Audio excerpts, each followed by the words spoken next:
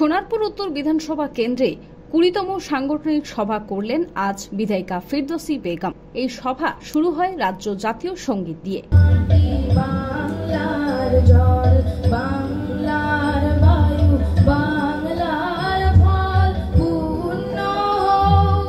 রাজ্য জাতীয় সঙ্গীতের পর সাগর হালদারকে সিআইসি নজরুল আলী মণ্ডল নির্দেশ দেন মমতা বন্দ্যোপাধ্যায়ের একটি গান গাওয়ার জন্য।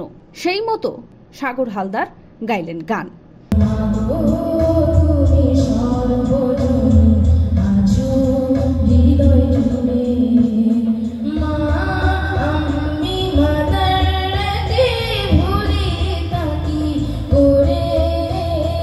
সভায় উপস্থিত ছিলেন আজ সোনারপুর উত্তরের বিধায়িকা ফিরদৌসী বেগম, সিআইসি নজরুল আলী মণ্ডল, সোনারপুর ব্লকের সকল প্রধান উপপ্রধান, পঞ্চায়েত সদস্যরা, সমিতির সদস্য, জেলা সভাপতি সুভাষিস চক্রবর্তী, ছাত্রনেতা সমরজিৎ কৃষ্ণ ব্যানার্জি সহ অন্যান্য কর্মীরা। এরপর শুরু হয় আলোচনা পর্ব। এই সভায় এদিন বিধায়িকা সকলকে নির্দেশ দিলেন যে দীঘার জগন্নাথ ধাম মুখ্যমন্ত্রী মমতা বন্দ্যোপাধ্যায় উদ্বোধন করেছিলেন, তার প্রসাদ বাড়ি বাড়ি পৌঁছে দিতে হবে যত্ন সহকারে, ভক্তির সাথে। তার সাথে সাথে বিধায়িকা ফিরদৌসী বেগম নিজের দলের যারা কর্মাধ্যক্ষ, পঞ্চায়েতের সঞ্চালক, তাদেরকে বার্তা ও হুঁশিয়ারি দিলেন যে আপনাদেরকে আরো দক্ষ হতে হবে, সচেতন হতে হবে, যাতে মমতা বন্দ্যোপাধ্যায়ের প্রকল্পগুলো মানুষের কাছে পৌঁছয়।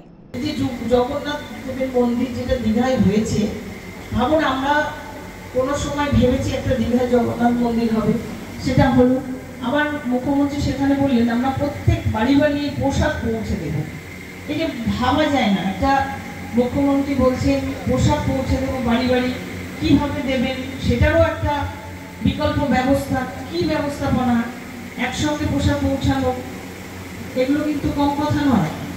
তো সেই পোশাক বাড়ি বাড়ি পৌঁছে দিচ্ছে। দেখুন এমন এমন মানুষ আছে একেবারে ধরুন শয্যাশায়ী, তারা হয়তো পুরীতেও যেতে পারেনি আর দীঘাতেও যেতে পারবে না, কিন্তু এই সময় তার হাতে যদি পোশাকটা আসে, সে অন্তত ভগবানের নাম করে নিজের কপালে ছুঁয়ে পোশাকটুকু তো খেতে পারবে, পাঠিয়েছে। তো এই যে চিন্তা ভাবনা, এই যে মানুষের জন্য এই যে বৃহত্তর আকারে মুখ্যমন্ত্রী ভাবছে, এগুলোকে আমাদের মানুষের কাছে তুলে ধরতে হবে, এগুলোকে মানুষের কাছে আমাদের প্রচার করতে হবে। তাই সব কিছুকে মানে আমাদের এখন শরীর রাখতে হবে, আমাদের চেষ্টা করতে হবে যাতে মুখ্যমন্ত্রীর যে উন্নয়ন যে কাজ, তার সঙ্গে সঙ্গে তিনি যে আরো অনেক যে কাজগুলো আমরা দেখতে পাচ্ছি, আমরা বুঝতে পারছি, কিন্তু সেগুলো মানুষের সামনে তুলে ধরছি না, মানুষকে দেখাচ্ছি না, সেগুলোকে আমাদের ধরতে হবে এবং তুলে মানুষের সামনে দেখাতে হবে। আমি শুধুমাত্র একজনের ঘাড়ে চাপিয়ে দিয়ে, একজন আধিকারিক আছে বলে চাপিয়ে দিয়ে, কিন্তু এই সময় যদি না আসে, এই মিটিংটা যদি সবাই না উপস্থিত থাকে, যদি না পুরো জানতে পারে বা জানার চেষ্টা করে, তাহলে তো তার এলাকা কিভাবে চলবে সেটা তো বোঝাই যাচ্ছে। তো আমাদের কিন্তু আর গায়ে কাপড় দিয়ে ঘুরলে হবে না, সবাই খেয়াল করুন, যে যার এলাকায় নামুন, এলাকার উন্নয়ন কি হয়েছে, কি কি কাজ বাকি আছে সেগুলো ধরুন এবং মানুষের কাছে পৌঁছান। অনেক প্রকল্প, অনেক কর্মসূচি দিয়ে দিয়েছেন মুখ্যমন্ত্রী, আমাদের মেয়েদের অনেক কর্মসূচি দিয়েছেন, সব মিলিয়ে আমাদের কিন্তু মানুষের কাছে যাওয়ার অনেক পথ তৈরি করে দিয়েছেন মুখ্যমন্ত্রী। আমাদের সেই সুযোগগুলোকে হাতে নিতে হবে। এরপর রাজপুর সোনারপুর সিআইসি নজরুল আলী মণ্ডল জিজ্ঞেস করেন যে দীঘার জগন্নাথ মন্দিরে কারা গেছেন। হাত তুলে দেখা গেছে কিছু মানুষ দর্শন করেছেন। এরপর আমরা একবার মিলিতভাবে দীঘায় রওনা হব। কারা গিয়েছেন হাত তুলে দেখি। মোটামুটি গিয়েছে, সবাই যায়নি। তো নিশ্চিতভাবে এখনো পর্যন্ত আমরা সবাই যেতে পারিনি। আমরাও একটা ভাবছি কিভাবে আমরা যেতে পারি, সেটা আপনার সাথে আলোচনা করবো পরে। তারপর 21শে জুলাই নিয়েও কর্মীদের নির্দেশ দেন কোন বুথ থেকে কত গাড়ি ছাড়বেন সেটা এমএলএ অফিসে জানাবেন। তার পাশাপাশি 5টি ব্লকের সদস্যদের প্রশ্ন উত্তর করেন নজরুল আলী মণ্ডল। 21শে জুলাই আপনারা কতজন যাচ্ছেন, কারা যাচ্ছেন, কটা গাড়ি হচ্ছে বুথ পিছু, এটা আমাদেরকে একটু জানাবেন, এটা আমাদের জানাবেন। আমরা এখন থেকে তার প্রস্তুতি নেব।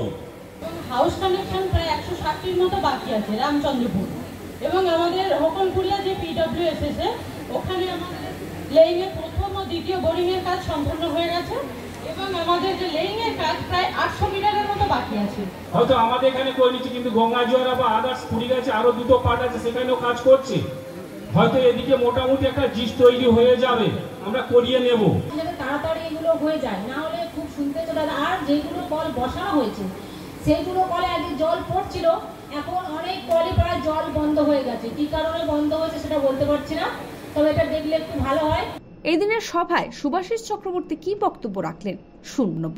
কিন্তু সাংগঠনিক ভাবে কিভাবে দলকে শক্তিশালী করতে হয় তার জন্য আমি বলি অন্যতম আদর্শ নজরুল আলী মন্ডল।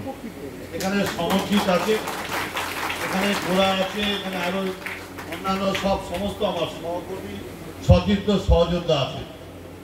আমি সত্যি অভিভূত। আমি আমার পদাধিকার বলে নদিয়ার অবদারবাদ ছিলাম, হুগলির অবদারবাদ ছিলাম, আর দক্ষিণ চব্বিশ পরগনায় তো সভাপতি আছি, কিন্তু আমি কোনো বিধানসভায় এরকম বৈঠক কোনদিন দেখিনি।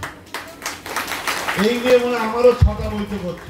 পাশাপাশি 21শে জুলাইয়ে শহীদদের স্মরণ করে তাদের আত্মার শান্তি কামনা করে নীরবতা পালন করতেও দেখা যায় আজকের এই সভায়। Bureau report, news all India.